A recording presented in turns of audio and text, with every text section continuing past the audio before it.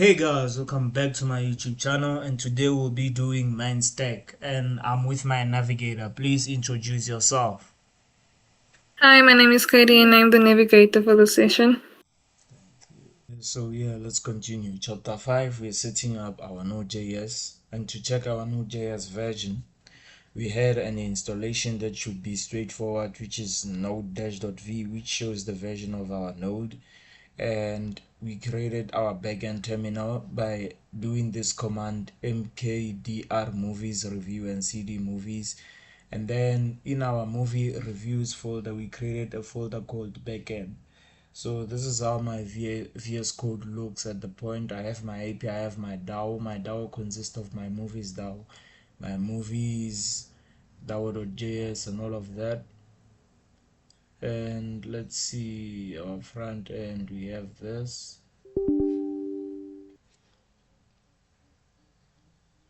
Yeah, we have this and our API, our reviews, and all of that. And then we go to chapter 6. Chapter 6 is about creating our own backend server. So obviously you know what commands we run. We run node server.js and all of that, and export default app. Let me show you how it looks. So we are importing express from express, and we're importing cause from cause. Cause is like let me search on ChatGPT what actually is cause. What is cause?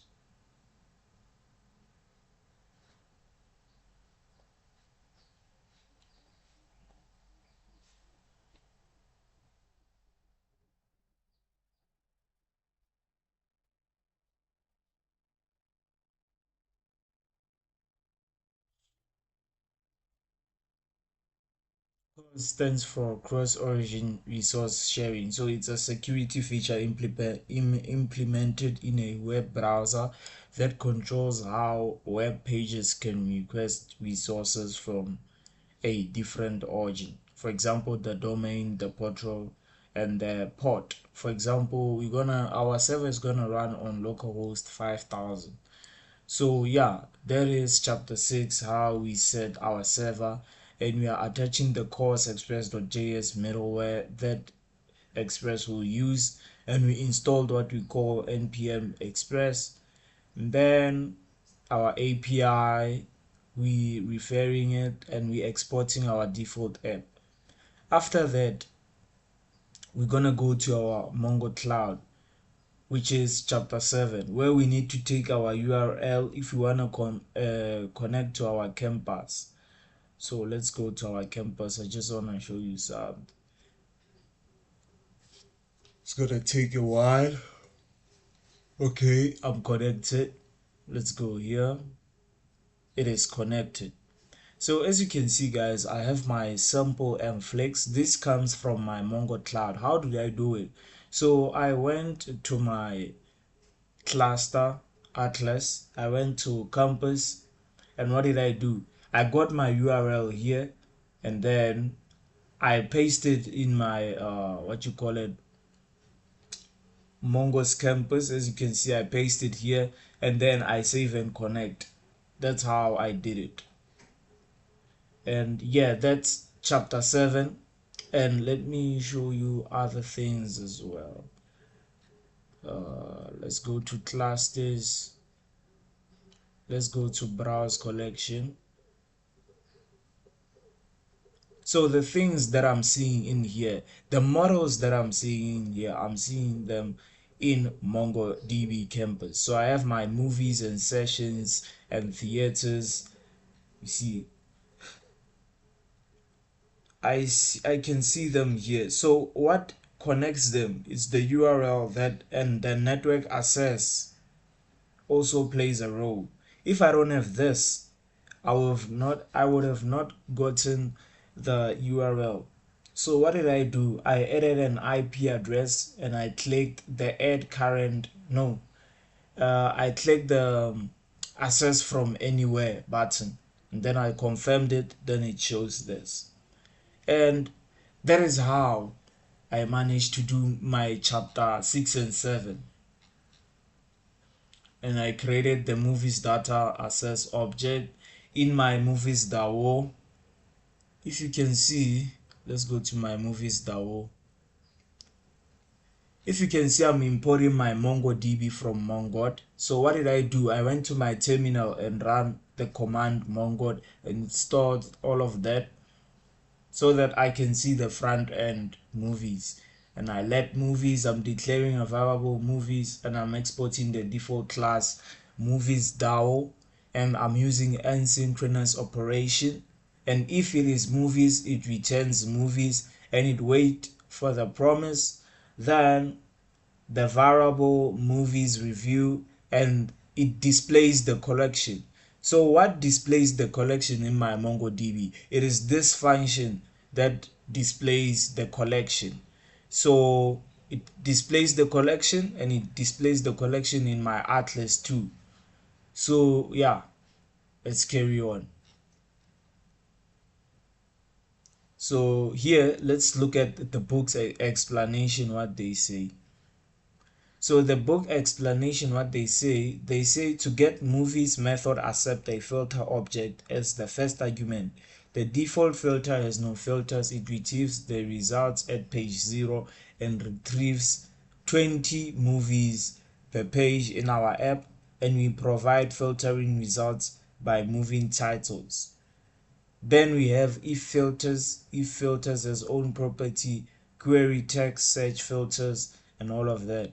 We have a query variable which will be empty unless a user specify filters is retrieval, in which case we will put together a query. We first check in if the filters object contains property. So let me run my node server and my backend. I just want to show you something what they're talking about. So we're gonna run node server. It's running. If I want, I can just console log to show you that it's running and say it is running on localhost 5000. But yeah, it is running on the backend. Then we go to npm start. Npm start starts the app, and the program shows us it's taking a while, and we can literally search for any movie that we want. So as you can see, guys, I have no movies displayed, right? Let's go to our terminal and run Mongo. We're gonna run Mongo. Mongo, I think it's a connection of the API so that the movies display. Mongo. I'm not sure. We're gonna search that after. Mongo. You see, it is stored now. Let's see what happens. Everything is popping now. So I think Mongo plays a large role on this, because if I didn't put Mongo, this was not going to display. So let's research what Mongo really does. What is its role play? Mongo's role play. So MongoDB roleplay, where I act as the MongoDB server Mongo, you act as the client, like the Mongo shell, Compass or Node.js. You send me commands or queries. What does the command Mongo do in the terminal? What's its purpose?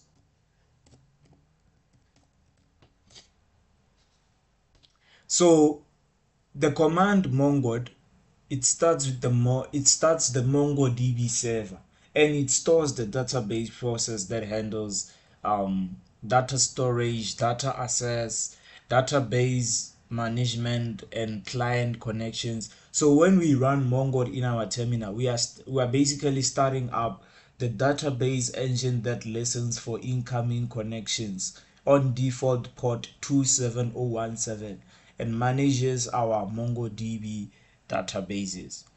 So yeah, if we start our MongoDB campus and our MongoDB atlas, then we have to see this. So now let's search a movie called Regeneration.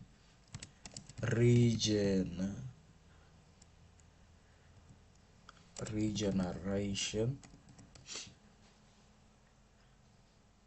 I'm gonna search it.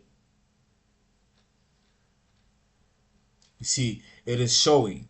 So if the user, if it has no information in the container, nothing will pop up, as they say in here.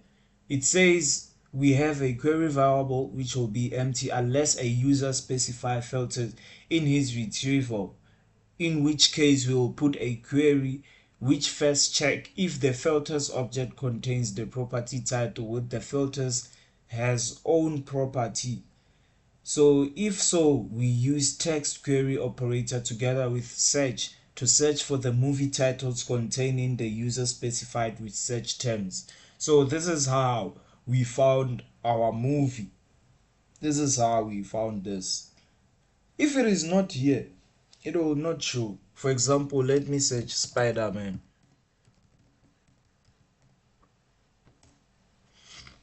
We getting 0 results. We only seen Regeneration, the Ace of Hearts. These are the only movies that we get. And we can also log in and log out. We put in our username. See so much at 34gmail.com, right? Then we put in, for example, 678. We submit it. We are logged in, and it shows the movies. And what can we do? We can add a review. So as you can see, I add a review on the movies called The Pearls of Poland.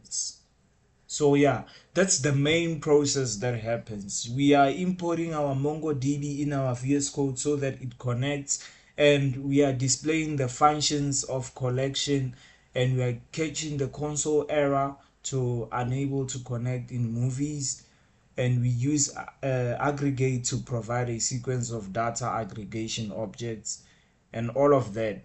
Then it shows us the reviews, the local field, the foreign field, which is the movie ID, and the reviews also. So yeah, that's the main part of all of this. We're using Express, React, Node.js, and Mongo for our Mern-stack, and we have to have our backend and our front end. We also need to install what we call npm-i, which will bring in our node modules containing our different types of cities inside it, which has Express inside and all of that. As you can see, we have Express and all of the others. And yeah, guys, thank you for viewing my YouTube channel, and I hope to see you soon. I hope you click that subscribe button, and I'll bring more content.